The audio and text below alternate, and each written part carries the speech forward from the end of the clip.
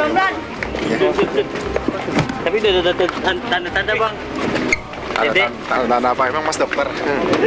Mas kan ulang tahun, bukan dokter. Sehat-sehat semua ya Mas ya. Mudah-mudahan sehat-sehat semua. Itu aja palingnya. Kalau hamil sih saya kurang tahu. Cuman kalau seandainya pun memang hamil ya alhamdulillah kan. Karena kan kalau misalnya ada berita yang benar ya alhamdulillah kan. Kalau curhat-curhat sih nggak ada. Cuman nanya kabar-kabar ya kabar mereka lah. Alhamdulillah mereka baik. Cuman nanya kabar gitu doang sih. Program hamil gimana? Hamil. Kita belum ada program, kayaknya lebih ke program YouTube ya. Ya, digital. Program digital. Untuk program hamil nggak ada. Justru istri saya lagi nahan.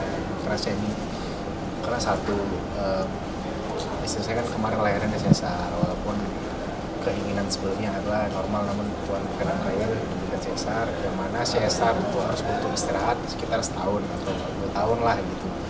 Jadi saya pun tidak mungkin memaksakan ibu saya untuk memiliki anak lagi, karena kasihan nanti istri saya. Dan juga kita kan masih ada anak kecil gitu, yang mana masih ingin dapat perhatian lebih dari kami sebagai orang tua. Gitu. Makanya kita pengen memberikan perhatian sepenuhnya dulu ke Al-Fatih, nanti mungkin 3 atau 4 tahun mendatang barulah kita pikirkanlah untuk anak selanjutnya. Ekspresinya Bilar ada keengganan untuk tidak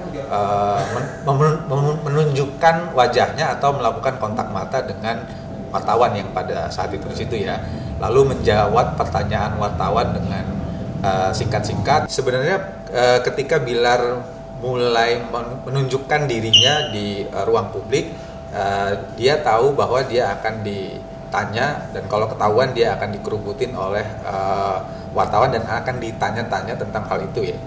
Nah, resiko ini diambil oleh Bilar karena memang dia butuh untuk melepaskan stresnya, atau cara coping stresnya dia untuk keluar dan bermain bola dengan teman-temannya. Dan sebenarnya cukup menghindari, kalau yang dari video tadi ya, cukup menghindari pertanyaan dari wartawan. Mau nggak mau dia perlu jawab sekenanya aja.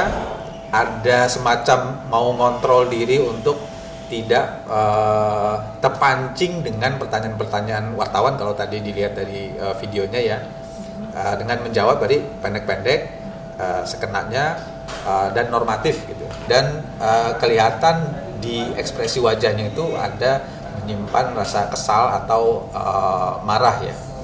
Dan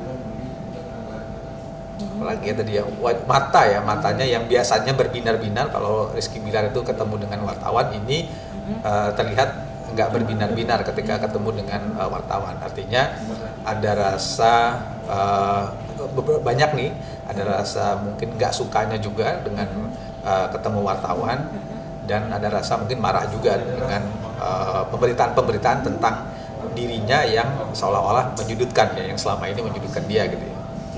Dan bisa jadi itu atribusi eksternalnya Rizky Bilar dari kondisi stres atau masalah yang dihadapi ya, menyalahkan pihak luar atas masalah yang ada di dirinya. Kalau dari bacaan kondisi psikologis orang yang sedang mengalami masalah rumah tangga dan selama ini ya tertekan gitu ya di rumah, bahkan juga di penjara, membaca pemberitaan yang negatif tentang dirinya, tentu Bilar ini pengen ada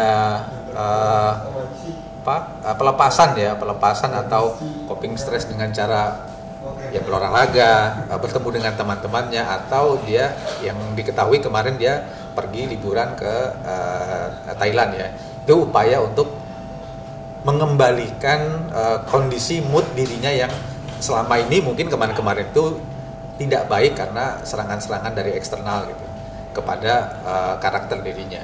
Yang pertama, term trauma ini tidak bisa kita gunakan kepada orang-orang yang masih dalam fase krisis ya. Bilar belum bisa dibilang masuk fase trauma. Ketika seseorang itu menghadapi permasalahan, normalnya memang orang akan menghindari kan gitu. Nggak mau keluar rumah, takut, gemetaran, bahkan gitu, nggak mau ngomong, menarik diri dari lingkungan. Itu adalah sebenarnya fase normal orang yang bisa dibilang stres. Jadi kalau misalnya tadi temannya bilang, oh dia trauma, mungkin bukan trauma, tapi lebih kepada mekanisme cara dia stresnya itu, caranya adalah dengan cara ya menarik diri dari lingkungan. Bukan trauma, itu bukan trauma. Tapi apakah permasalahan ini cukup berdampak pada psikisnya Bilar? Kalau dilihat dari videonya yang tadi itu ya, masalah ini memang cukup berdampak pada psikisnya Bilar. Kalau misalnya dianggap gangguan mental karena pemberitaan, belum bisa dikatakan gangguan mental karena itu ya. Tapi terganggu mentalnya ya, karena ada beda term nih, gangguan mental sama terganggu mentalnya. Kalau terganggu mentalnya, betul, Bilar pasti dia akan terganggu mentalnya karena pemberitaan yang memojokkan, menyalahkan dirinya, ditambah dengan dia merasa bahwa dia melakukan hal yang benar. Nah itu kan membuat disonansi ya, disonansinya itu membuat saya merasa benar tapi saya dipojokkan gitu. Kalau dibilang krisis kepercayaan diri juga sama, belum bisa jadi termnya belum bisa dibilang bahwa seseorang itu dianggap krisis kepercayaan diri. Tapi apakah saat ini kepercayaan dirinya mulai runtuh, bisa dianggap seperti itu.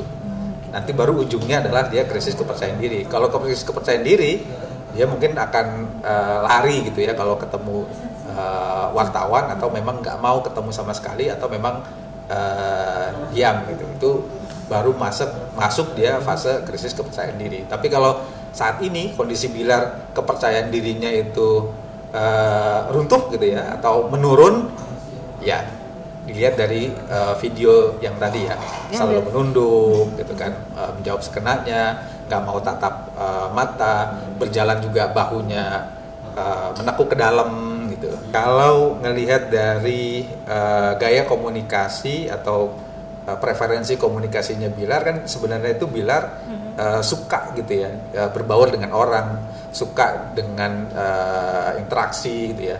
Kalau ngobrol pun ya cepat cairnya dengan orang gitu. Dan kalau ini dianggap sebagai sebuah turning back-nya Rizky Bilar, bisa dianggap seperti itu karena dia juga perlu perlahan-lahan untuk bangkit juga. Ini adalah salah satu mekanisme untuk saya ingin menjadi lebih baik dari yang kemarin-kemarin gitu. Jadi sehingga dia mau menjawab pertanyaan gitu. Dan menganggap mungkin ya masalah ini ya bisa dia lewati gitu, dan ingin menunjukkan kalau ya saya orang yang cukup tangguh untuk bisa menghadapi masalah ini.